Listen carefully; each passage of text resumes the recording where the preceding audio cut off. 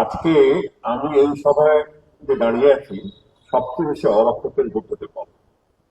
বিরাটির সামনে আছেন, উনি জানেন যে সবচেয়ে বেশি অবাক হতেন উনি। কেন, ওনার সাথে অনেক বছর একসাথে কাজ করেছি, কাজের বাইরেও একটা সম্পর্ক গড়ে উঠেছিল। তর্ক করেছি, অনেক তর্ক করেছি, এমন তর্ক করেছি যে এখন যদি কেউ এই তর্ক করতে চাইতো তাদের সন্দেশ খানিতে মুশকিল নেই, কিন্তু উনি আমাকে সন্দেশ করে পাঠাচ্ছেন। যাই হোক, এখন আমাকে, আমি ওনাকে ব্যক্তিগত সম্মান ছাড়াও আমাকে যেটা নিয়ে বলতে বলা হয়েছে এই বিষয়ে, সেটা হলো যে প্রশাসনের নিয়ে কি অবস্থায় দাঁড়িয়েছে রাজ্য, প্রশাসনিক দুরবস্থা। প্রশাসনিক দুরবস্থা বলতে গেলে আমি আসার সময় হঠাৎ নেটে দেখলাম, আমি প্রথমে শুরু করছি মেরুদণ্ড থেকে বা স্পাইনাল কর্ড স্টিল ফ্রেম যেটাকে বলা হয়, আইএসটি শুরু করা যায়। দেখলাম যে 41 জন অফিসারকে, আজকে কিছুক্ষণ আগে অ্যানাউন্স করেছে, 41 জন অফিসারকে সারা ভারতবর্ষে চিহ্নিত করেছে সেক্রেটারি হিসেবে। ভারত সরকারের সচিব, এটা একটা ধরে নেওয়া যায় সবচেয়ে উচ্চপদস্থ সম্মান। তার চেয়ে বড় হলো যে তাদের প্রমাণ করতে হয় সারা জীবন কাজ করে ওই স্তরে আসতে, মানে সারা জীবনের রেকর্ড থেকে থাকতে। 41 জনের মতো বাংলা থেকে একজন, ভালো লাগে, গত বছর 0, তার আগের বছরও 0 এক। আর সর্বভারতীয় সবার নাম টাম দেখতে গিয়ে দেখলাম বঙ্গ সন্তান একজন, মধ্যপ্রদেশে। আমি অবস্থাটা এর মাধ্যমে বোঝাচ্ছি যে কোথায় গিয়ে আমরা দাঁড়িয়েছি। প্রশাসনিক মূল্যায়ন যখন করা হয়, কেন্দ্রীয় সরকার একা করে না, এটা মনে হয় কেন্দ্রীয় সরকার করছে, কিন্তু এর মধ্যে অনেক রকমের মাপকাঠি আছে যে দেখে করা হয়। অবশ্যই বোঝা যাচ্ছে যে আমাদের একটা কিছু কোথাও আমাদের দিয়ে একটা কিছু গন্ডগোল হচ্ছে রাজ্যে। আচ্ছা, দ্বিতীয় প্রশ্ন, আমি যেটা বলবো সেটা হলো যে আরেকটি খবর দেখলাম যে 65 জন আইএএস সেক্রেটারি, 65 দপ্তর বা 66 দপ্তরের মন্ত্রকে আইএএস সেক্রেটারি, তাদের মধ্যে বাঙালি একজন আছে, অন্য রাজ্য থেকে, বাংলা থেকে প্রায় কেউ নেই, একজন আছেন, তিনি রিটায়ার করে যাচ্ছেন। 65 জনের মধ্যে একজনও নেই। আমরা যখন চাকরিতে ঢুকেছিলাম 5, 7, 10, 12 দেখেছি আমরা। তাহলে দিল্লিতে যদি প্রশাসনিক কোনো তাদের কোনো ছাপ না রাখতে পারে, প্রভাব না রাখতে পারে, শুধু এখানে দাঁড়িয়ে আমাকে আমাকে আক্রমণ করা হচ্ছে বলে লাভটা কি? আমি তো এটা একটা আমাদের তো কাঠামোতে এমন ভাবে তৈরি করা হচ্ছে যে সংঘাত হবে, তার সাথে আমাদের একসাথে যেতে হবে। তা এই অবস্থা থেকে শুরু করা যায়। আমি যে সময় চাকরি করেছি এখানে, তখন কিন্তু বাবু সরকারের সাথে কেন্দ্রীয় সরকারের সংঘাত চলছিল, কিন্তু সংঘাত চলছিল আমি যা দেখেছি দুজন ভদ্রলোকের মাঝে, অর্থাৎ পুরো চরিত্রটাই পাল্টে যায়। আমার মনে আছে একবার একদিনকে যারা বলেছিলেন যে একটা পড়া চিঠি দেখে বলে যে দল লিখেছে আমাদের কেন্দ্র থেকে, যেহেতু বলেছে ওর কাজ তো লেখা, লিখবে না তো কি করবে, এই বলে এই ছিল ওটার। মানে সংঘাতের মধ্যেও ওকে দেখা হলো বলতে বা কেউ যে দেখে আমাকে বলে কি হয়, তার মধ্যেও কিন্তু আমরা কাজ করে এসেছি। এই পজিশন কিন্তু আমাদের এত খারাপ হয়নি যে প্রতিটি ব্যাপারে শুধু যদি সন্ধান করে যায়। তবে আজকে রাজকোষ খালি, যত কটি ঋণের বোঝায় যে কটি রাজ্য আছে 36টির মধ্যে, বাংলা 35 বা 34। আমি একবার 35 পেয়েছিলাম, একবার 34 পেয়েছি। খুঁজে দেখুন আপনার, নেট খুঁজে দেখুন, মানে চালানো অসম্ভব। ঠিক জিনিসটা হচ্ছে যে প্রশাসনে যারা আসে তারা একটা কড়া পরীক্ষা নিরীক্ষা দিয়ে আসে। আমাদের মধ্যে নেতাদের ফসকে বেরিয়ে যায়, কিন্তু বাকিরা কিন্তু অনেক কষ্ট করে আসে ওনার, তাদের মনে অনেক রকমের এই হয়। তো তাদের সার্ভিসে আসার পরে কিন্তু তারা তাদের একটা প্রফেশনাল এটিকেট আছে। আমি আমার মন্ত্রীকে সরাসরি বলবো, সূর্য বসে আছেন আমাদের মন্ত্রী ছিলেন, সেলিম স্যার ছিলেন, আমরা সরাসরি বলবো এইটি একদম বুঝে যাচ্ছে। এই হলো প্রথম কারণ, যে কেউ মুখ খুলে বলতে চাইছে না, তার বললেই সঙ্গে সঙ্গে তার গলা কাটা যায়। বেস্ট উদাহরণ দেবো সুব্রত গুপ্ত, আমি নাম করেই বলছি। সুব্রত মতন, ডক্টর সুব্রত গুপ্তের মতন অত মেধাবী একটি ছাত্র একজন অফিসার আমি খুব কম দেখেছি। শেষ 5 বছরে ওকে রাইটার্সের ধারে কাছে বা গভর্নর ধারে কাছে কোনোদিন কোথাও দেয়নি, এদিকে ছাড়বেও না। আচ্ছা, দিল্লিতে না ছাড়ার এমন একটা প্রবণতা যে সেই নিয়ে হেডলাইন নিউজ হচ্ছে।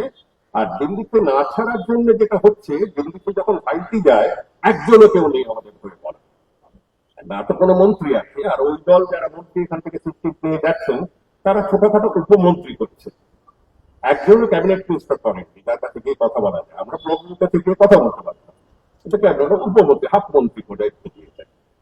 এর সাথে সাথে যারা দেখা যাচ্ছে যে করাপশন, দুর্নীতি, এত দুর্নীতি, এত সভ্যভাবে দুর্নীতি হতে পারে না যদি প্রশাসন একটু জড়িত দেখায়। কোথাও না কোথাও কারণে তারা শরীর হতে হবে। কি হবে, কি হবে? এখান থেকে কোনো আরো তো 3বার 4বার রিটার্ন কি হবে? সেইখানে গিয়ে তার চেয়েও বড় যেটা দেখতে পাচ্ছি সেটা হচ্ছে যে দাগি দুর্নীতিগ্রস্ত অফিসারদের মুখ্য সচিব বদলি করা হচ্ছে একের পর এক। সেই রাজ্যে কার কার প্রবণতা, কার কার বুকের পাটা থাকবে যে সোজা কথা বলবে। আমি কারোর নাম করতে চাই না, যারা জানেন তারা সকলেই জানেন। আচ্ছা, তারপরে দেখা যাচ্ছে যে আপনারা, আমার সঙ্গে মনে হচ্ছে অসীম বাবু, তারা অশোক মিত্র বলতেন যে তোমরা বিকেন্দ্রীকরণ করো, পঞ্চায়েতকে আরো মজবুত করো। আমরা 78 জানুয়ারিতে প্রথম পঞ্চায়েত নির্বাচন করলাম, এই বড় বড় ডালটা টিনের বাক্স। সেই প্রথম পঞ্চায়েত নির্বাচন করার পরে তারা বলে গেল যে আপনারা বলে গেলেন যে বিকেন্দ্রীকরণ করো। আজকে বিকেন্দ্রীকরণের যে অবস্থা দাঁড়িয়েছে, এক একটি পঞ্চায়েতে যা টাকার অঙ্ক পড়ে আছে তাতে কাজ কি হচ্ছে আমি জানি না, কিন্তু প্রতিটি জায়গায় বড় বড় গাড়ি আর বড় বড় বাড়ি, লোকে চোখ টাকাচ্ছে, এমনি লোকে হাসছে, চোখ টাকাচ্ছে, কিন্তু কারো কিছু করার নেই, কারো কিছু করার নেই। তো এগুলো এগুলো কোনো রাগের কথা না, এগুলো দেখে দেখে বলার কথা। নারেগা, আমি দিয়েছিলাম একবার, আমি নারেগার হয়ে রাজ্যের হয়ে বলতেও হয়েছে রাজ্যসভায়, ওরা বলেছে উত্তর দিয়েছে, আমি বলেছি, কিন্তু সাথে গিয়ে একদিন আমি গিয়ে দেখলাম মুর্শিদাবাদে আমাকে ডাব্লিউবিসিএস অফিসার বলছে তার অর্ধেক জব কার্ড গো। তবে কেন্দ্র যেটা ধরেছিল তার পিছনে কিন্তু যুক্তি ছিল, গো মানে তারা কাজই হয়নি, বর্ষা দিয়ে যাচ্ছে, এখন সেটাকে একটা বিরাট রাজ্য কেন্দ্র সংঘাতে পরিণত করে কতদিন চালানো। যা টাকা পশ্চিমবঙ্গ পেয়েছিল নারেগাতে, আমার যতক্ষণ না বন্ধ করলো তার সেই যদি আপনার 3 বছর আগে অব্দি দেখেন, যেগুলো ভারতবর্ষের সবচেয়ে বেশি টাকা কোথায় সে রাস্তা। এই যে সর্বব্যাপী একটা দুর্নীতি, এই হয় গিয়ে পাওয়া যায়। আর যেখানে খুব খুব অনেস্ট অফিসার আছে তারা উপরে গেছে, তারা বলতে চাইছে না, বললে কি ঝামেলা হবে। বিডিও লেভেলে আমি দেখেছি, কিন্তু এই আঘাত থেকে আমাদের যদি মুক্তি না হয় এ রাজ্যের আর কোনো ভবিষ্যৎ ব্যাপারে স্পষ্ট করে দিচ্ছি। আইন শৃঙ্খলা, আইন শৃঙ্খলার কিভাবে তাদের প্রভাব বিশ্বাস করবেন না। আইন শৃঙ্খলা কিন্তু বাম আমলেও খুব একটা পুলিশের একটা চেষ্টা ছিল দহরম বহরম করার, আমরা চোখের সামনে লোকে টোকে গেলে, ওদের লোকেরা গেলে একটু বেশি ফাঁকি টাকি ধরতো ইত্যাদি। কিন্তু এখন একেবারে একটা যৌথ প্রজেক্ট। আমি গড়িয়াতে থাকি, আমি গড়িয়াতে রসিকে তার আমরা 5বার পাল্টানো 10 বছরে। ফোনে ধরে একটা কথা বলতাম, যখন 3 বছরের কথা আমি এমপি হয়েছিলাম, তখনও ফোনে ঠিক করে কথা বলে।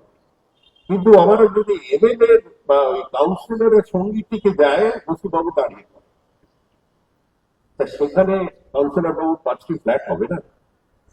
মানে একটা নৈরাজ্য চলছে যেখানে আমাদের প্রশাসনিক এদের আমাদের যদি তাদের রুখে দাঁড়াতে হবে। আমি বলছি না, আমি জানি যে প্রশাসনের মধ্যে প্রচুর ভালো ছেলে আছে, ভালো মেয়ে আছে প্রচুর, কিন্তু একটা কোনো মনোবল হারিয়ে গেছে। আর লয়ার এই ধরুন যে কোনো থেকে জায়গায় আপনি সিভিক ভলেন্টিয়ার, ওদের সঙ্গে হোমগার্ড ছিল, এখন সিভিক ভলেন্টিয়ার শুনছি তারা নাকি বেছে বেছে আনছে। এই যে একটা সংমিশ্রণ হয়ে গেছে, একটি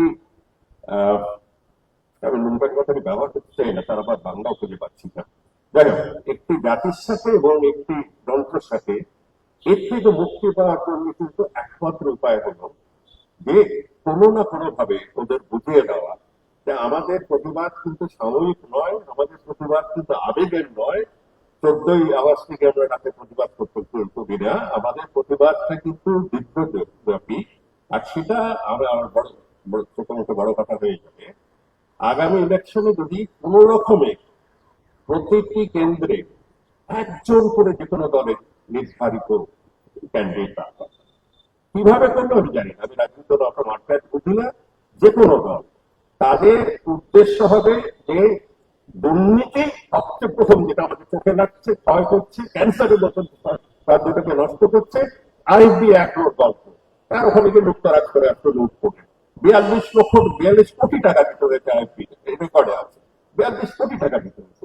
এই বন্ধ করে যদি করা যায় একমাত্র, কিন্তু কিন্তু এই বিরোধিতা করতে গিয়ে দেখতে হবে যেন সাম্প্রদায়িক শক্তি না ঢুকে যায় বাংলায়, ওটাও সামনে করতে হবে। এটা একটু খুব খুব খুব কি বলবো, একটা খুব সূক্ষ্ম কাজ। এই কাজ আপনারা কি করে করবেন আমি জানি না, কিন্তু বাংলার মানুষকে আমি এই আবেদন করে বক্তব্য শেষ করছি।